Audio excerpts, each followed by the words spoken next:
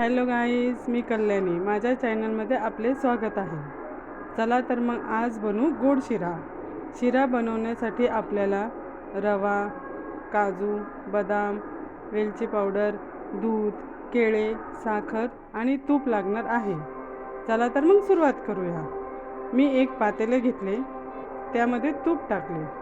तूप चांगले गरम झाले की त्यामध्ये रवा घालावा. रवा चांगला भाजून घ्यावा. तुम्ही जितका चांगला रवा भाजाल तितका चांगला शिरा तयार होतो.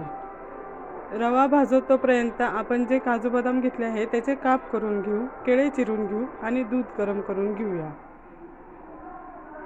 हे सगळे पदार्थ तयार झाले तोपर्यंत रवाही एकदम छान भाजून झालेला असेल.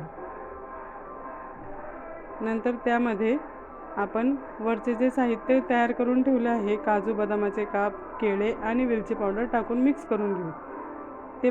ते पदार्थ इतके चांगले मिक्स करायचे रव्यामध्ये की सगळे एकत्र झाले पाहिजे, एकदम छान झाले पाहिजे. मिक्स करून घेतले की त्यामध्ये आपण जे गरम केलेलं दूध आहे ते दूध घालायचे.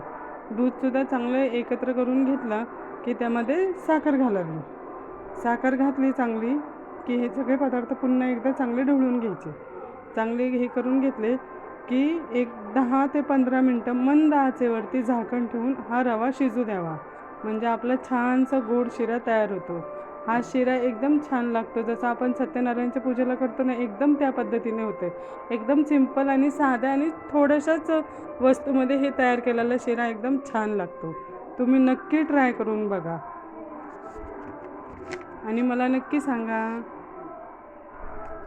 Thanks for watching. Thank you so much. धन्यवाद. शिरा नक्की घरी एकदा तुम्ही ट्राय करून बघा.